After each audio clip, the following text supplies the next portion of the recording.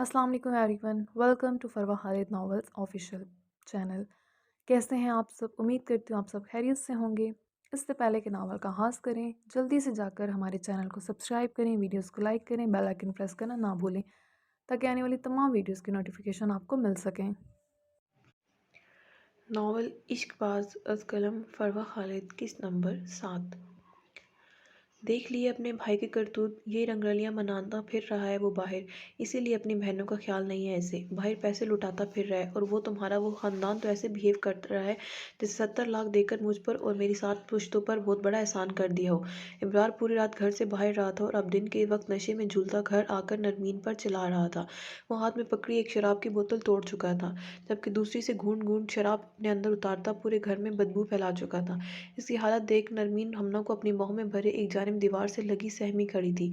इसके भाई ने ज़िंदगी में बहुत तकलीफ़ें देखी थी, हमेशा ज़िम्मेदारियां ही निभाता आया था। नरमीन यही चाहती थी कि वो इन सब के मसले मसाइल से निकल कर अपनी लाइफ सेट करे, अब अपनी खुशियों को भी अपनी ज़िंदगी में जगह दे। वो दोबारा इसके सर पर बोझ नहीं बनना चाहती थी, इसीलिए इसने अब्रार के सारे करतूत आर्यान से छुपा रखे थे। मगर दिन रात ये अज़ाब बर्दाश्त करना अब इसके लिए बहुत अजियतनाक होता जा रहा था। मगर दिन रात ये अज़ाब बर्दाश्त करना अब इसके लिए बहुत अज़ियतनाक होता जा रहा था। इसका शोहर खुद तो कुछ कमाता नहीं था और इसके भाई की मेहनत से कमाए गए पैसे जुए पर लुटा आता था। वो 70 लाख रुपए जुए में हार कर अब फिर से इससे पैसों की डिमांड कर रहा था। मगर नरमीन ने सोच लिया था कि वो अब इस शख्स को एक फूटी कौड़ी भी लाकर नहीं देगी। वो इसे अपने भाई की हलाल की कमाई हराम नहीं करने देगी। जा और अपने भाई से 50 लाख लेकर आ, वरना मैं तुझे तलाक दे दूंगा। इब्रार शायद समझ चुका था कि नरमीन इससे तलाक नहीं लेना चाहती, इसलिए वो बार बार इससे इसी बात पर ही मजबूर करता था। इसकी बात सुनते नरमीन की आंखों में आंसू उतर आए थे। तुम्हें जो करना है करो, अब मैं वहां से 1 रुपया नहीं लाऊंगी। नरमीन ने कभी नहीं सोचा था कि इसकी मोहब्बत से की जाने वाली शादी का अंजाम इतना भयानक होगा। ये शख्स इसका नहीं, इसके भाई की दौलत का शिदाई निकलेगा। मेरे सामने अब तू जबान चलाएगी? इब्रार इस वक्त पूरी तरह से नशे में धुत भूल चुका था कि इसके सामने इसकी बीवी और मासूम बच्ची खड़े हैं। वो आगे बढ़ता नरमीन पर हाथ उठाने ही वाला था जब इसी लम्हे इसके मुंह पर पड़ती भारी हाथ की जोरदार ज़रब इसे हिलाकर रख गई थी। वो लड़खड़ाता हुआ ज़मीन बोस हुआ था। हाथ में पकड़ी शराब की बोतल भी फर्श पर गिरती चकनाचूर हुई थी। घटिया इंसान, तुम्हारी हिम्मत भी कैसे हुई मेरी बहन पर हाथ उठाने की? आर्यान बर वक्त वहां पहुंचा था। इसे बेतरपे थप्पड़ों और घूंसों से पीटता इसका नशा उतार चुका था, जबकि इब्रार इसके अचानक यहाँ पर आ जाने पर हक्का बक्का रह गया था। आर्यान, मेरी बात तो सुनो, तुम गलत समझ रहे हो। आर्यान खानजादा से बिगाड़ने का मतलब था कि अपने हाथों अपनी ज़िंदगी बर्बाद कर देता। इसे बिल्कुल भी अंदाज़ा नहीं था कि आर्यान इतने गलत टाइम पर पहुंच जाएगा। नरमीन एक जानब खड़ी रोते हुए ये मंजर देख रही थी। वो बस इसी दिन से डरती थी जब इसका भाई इसके शोहर के सामने आन खड़ा होगा। वो अब्रार को किसी कीमत पर नहीं बख्शने वाला था। अपनी बात पर ना सुनी जाने पर मुसलसल मार खाते इब्रार ने भी अब की बार इस पर हमला आवर होना चाहा था, मगर आर्यान खानज़ादा के कसरती तवाना वजूद के आगे इसका जोर नहीं चल पाया था। आर्यान के बाहर खड़े लोग पुलिस को कॉल कर चुके थे। पुलिस का सायरन सुनते इसके होश उड़ गए थे। ऐसी गलती मत करना, मैं तुम्हारी बहन को तलाक दे दूंगा। लहूलुहान होते चेहरे के साथ वो आर्यान से अपना बचाव करता चिल्लाया था, जो मुसलसल इसे पीटता अपने अंदर की भड़ास को कम करने की कोशिश कर रहा था। ये शख्स इतने वक्त से इसकी बहन को टॉर्चर करता आया था, मगर इसके सामने इंतहाई मुहज़्ज़ब इंसान बन जाता था और इसके इस धोखे को कामयाब बनाने में इसकी बहन समेत इसका पूरा खानदान शामिल था। ये सोच ही आर्यान की कनपटियां सिलक उठी थीं। 2 तलाक अभी और इसी वक्त तलाक दो। तुम जैसे दरिंदा सख्त शोर से बेहतर है मेरी बहन पूरी ज़िंदगी मेरी दहलीज पर गुजार दे। इसके खून का आलूद वजूद को कॉलर से पकड़कर नरमीन के सामने करते इसने तलाक देने को कहा था। पुलिस एक जानिब खड़ी आर्यान के इशारे की मुंतज़िर थी। आर्यान की पहुंच बहुत ऊपर तक थी, इसलिए किसी भी पुलिस वाले में हिम्मत नहीं थी कि इसके काम में मुदाखलत करने की। नरमीन के साथ इसके शख्स ने चाहे जितना बुरा सलूक भी किया था, मगर वो खुद पर तलाक का दाग लगने के ख्याल से भी काम की थी। इब्रार ने अपने नशे की ज्यादती से बंद होती आंखें वो मुश्किल खोलते नरमीन की जानिब देखा था और अगले ही लम्हे होशो खुर्द से बेगाना होता नीचे जा गिरा था। आर्यान ने पुलिस वालों को इशारा करते इसे वहां से ले जाने का हुक्म दिया था। अगर वो तलाक के नाम पर अपनी बहन की आंखों में आंसू ना देख लेता तो इस वक्त इब्रार से इससे पूरी तरह आज़ाद करवा चुका था। भाई नरमीन से सकती हुई आगे बढ़ी थी और आर्यान के सीने से आन लगी थी। हमना सहमी हुई इसके साथ लगी हुई थी। अपने भाई की मजबूत और तहफ़्फ़ुज़ भरी पनाहगाह पाते हुए अपना दर्द इसे बताती चली गई थी, जबकि आर्यान इतना वक्त इसके ये सब छुपाने पर शदीद खफा होने के बावजूद इसे अपने सीने में भींच गया था। سعد اب 6 سال کا ہو چکا تھا۔ ان سب کی جان بستی تھی سعد میں۔ عثمان کے بعد فائزہ کا نمبر آتا تھا۔ فائزہ کو ہمیشہ سے دولت کی چاہ رہی تھی۔ اس نے اپنے کلاس فیلو مزمل سے پسند کی شادی کی تھی۔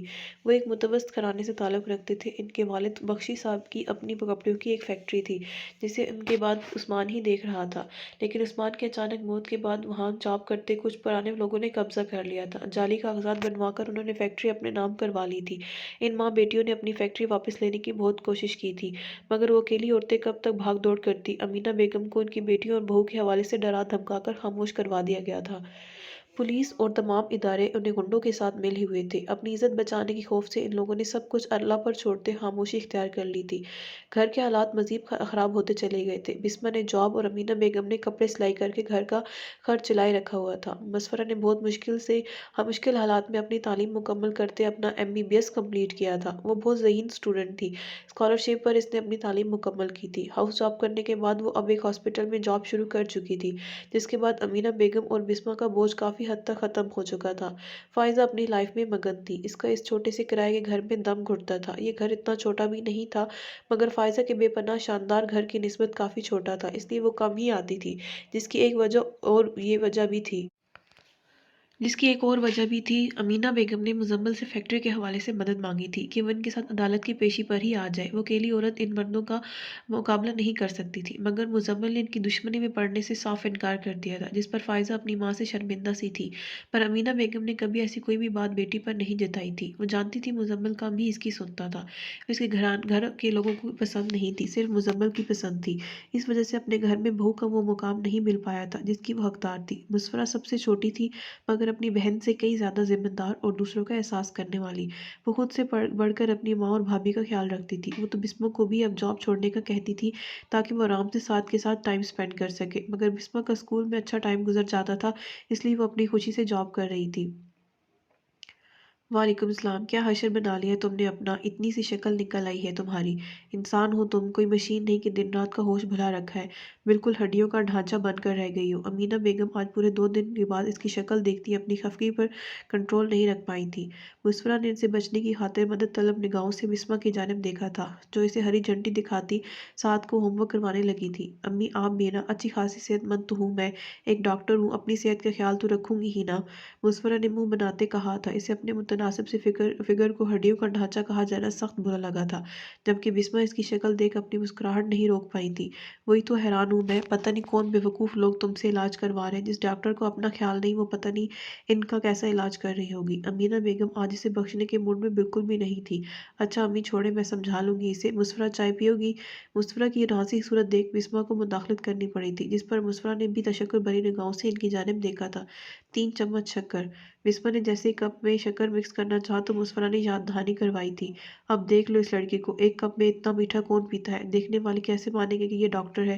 امینہ بیگم نے اب کی بار اپنی لاڈلی بیٹی کو چھیڑتے ہوئے کہا تھا، جو ایسے ہی چائے میں میٹھا اور ڈھیل کے پیتی تھی۔ انہیں اپنی دونوں بیٹیوں میں کوئی زیادہ ہی دل کے قریب تھی، جس نے اپنی زندگی میں بہت مشکلات فیس کی تھی، ہر طرح کا وقت دیکھا تھا، ان کے ساتھ عدالتوں کے دھکے کھائے تھے، لوگوں کی بری نظریں برداشت کی تھی، مگر ہمت نہیں ہاری تھی اور اب تک ویسے ہی لڑ رہی تھی۔ وہ ان کی بہت سمجھدار بیٹی تھی، ان کے دل سے ہر پل اس کے لیے دعائیں نکلتی تھی۔ وہ بہت اچھا جیون ساتھی ڈیزرو کرتی تھی۔ آج ہاسپٹل سے چھٹی کرو تم، شام کو رشتے والے دیکھنے آ رہے ہیں، بہت اچھی اور چھوٹی سی فیملی ہے، مجھے امید ہے تمہیں وہ لوگ پسند آ جائیں گے، لڑکے سے مل چکی ہوں میں، بہت سلجھا ہوا ہے۔ امینہ بیگم کی بات سنتے مسفرہ کو اپنی بے حد میٹھی چائے بھی زہریلی معلوم ہوئی تھی۔ وہ شادی بیاہ کے جھنجٹ میں بالکل بھی پڑھنا نہیں چاہتی تھی۔ اب تک کے رشتے کے لیے آئے سارے لوگ اسے پسند کر کے جا چکے تھے، مگر وہ ہر بار ان میں کوئی نہ کوئی نقص نکال کر انہیں ریجیکٹ کر دیتی تھی، جس پر امینہ بیگم اس سے بہت خائف بھی رہتی تھی۔ مسفرہ نے اپنے سامنے اپنے بھائی اور بہن کی شادی کا انجام دیکھ چکی تھی۔ عثمان اور بسمہ ان کی آنکھوں کے سامنے ہنستے مسکراتے جس طرح بچھڑے تھے، بسمہ کا درد اس سے دیکھا نہیں جاتا تھا۔ اسے ڈر لگتا تھا کہ کبھی کسی سے محبت ہو گئی تو وہ ایسی جدائی برداشت نہیں کر پائے گی، اور اس کی بہن فائزہ جس نے بہت خوشی خوشی مزمل کے لیے اپنی ماں کے آگے سٹینڈ لیا تھا، ان کے لاکھ منع کرنے کے باوجود اس نے مزمل سے شادی کی تھی، مگر اب اس کی گھر میں حیثیت نوکرانی سے زیادہ کی نہیں تھی، اسے اپنے میکے آنے کی اجازت نہیں تھی، لیکن وہ اپنی ماں کو پریشان نہ کرنے کی خاطر وہاں آسائشوں کی کمی ہونے کا کہہ کر کم آنے کی وجہ بتاتی تھی۔ وہ اب بھی اپنا بھرم رکھے ہوئی تھی، اس کے دل میں اب تک دولت کی ہوس موجود تھی، وہ اپنی کرنے والی خود سر لڑکی تھی، اس لیے انہوں نے اسے इसे अपने हाल पर छोड़ दिया था, मगर अम्मी मुझे अभी ड्यूटी के लिए निकलना है। मुस्फरा फिर से किसी के आगे नुमाइश बनकर नहीं आना चाहती थी। वो तंग आ चुकी थी इस सब से। इसे शादी ही नहीं करनी थी। दादो दुआ कीजिएगा आज जॉब हो जाए। आज मुल्क की सबसे बड़ी मल्टीनेशनल कंपनी में इंटरव्यू है। ये जॉब हो गई तो आपकी पूरी ज़िंदगी बन जानी है, वरना एक महीने से हर जगह ख्वार हो होकर मेरे तो पैर भी घिस गए हैं। ईज़ल नुसरत बेगम के पास जाए नमाज पर बैठती इनके कंधे पर सर टिका गई थी, जो अपनी खराबी तबीयत और बेहद नकाहत के बावजूद भी नमाज नहीं छोड़ती थी। पूरे खुशू खुजूत के साथ 5 वक्त की नमाज पढ़ती थी। इस वक्त भी वो नमाज अदा करके दुआ मांग रही थी। ईज़ल के पास सिर्फ एक यही वाहिद रिश्ता था जिनसे वो अपने दिल की छोटी मोटी बात कह देती थी। अल्लाह मेरी बेटी की हर जायज़ हाजत पूरी करे, तेरे नसीब अच्छे करे, जल्द ही कोई नेक और शरीफ लड़का तेरी किस्मत में लिख दे, ताकि मेरी भी कोई फ़िक्र दूर हो सके। नुसरत बेगम ने इसे दुआओं से नवाजते आखिर में जो दुआ दी थी, इज़्ज़त मुंह बसूरती इनसे दूर खिसक गई थी। दादो यार, आपका बस चले तो अभी गली से किसी नासिर शायद को उठाकर मेरा निकाह पढ़वा दे। ईज़ल इनसे मिलने के साथ साथ खफगी का इजहार करती रूम से बाहर निकल आई थी, जबकि शादी के नाम पर इसका ये चिड़चिड़ा अंदाज देख नुसरत बेगम मुस्कुराकर रह गई। उन्हें ईज़ल की फ़िक्र हल पर सताती थी। इनके बाद न जाने इस बच्ची का क्या बनना था, जो बहुत मासूम थी। इसका ये गैर मामूली असर इनका दिल दहलाए रखता था। ईज़ल ड्राइंग रूम में आई थी जब इसकी नज़र टेबल पर रखे न्यूज़पेपर पर पड़ी थी। वो हर रोज़ सुबह जॉब ढूंढने के लिए न्यूज़पेपर ज़रूर पढ़ती थी। इस वक्त भी अखबार खोलते इसकी नज़रें पहले सफ़र पर जगमगाती खबर पर साकित हुई थीं। सामने तस्वीर में बना वही मंजर था, जिसकी गुनाहगार आंखें पहले भी देख चुकी थीं। नावल जारी है। जी गाइज़, कैसी लगी आपको आज की किस्त? कमेंट सेक्शन में अपने फीडबैक ज़रूर दीजिएगा, ताकि नेक्स्ट आने वाली एपिसोड और ज़्यादा मज़े की हो सके। अपनी दुआ में याद रखिएगा। खुदा हाफिज़।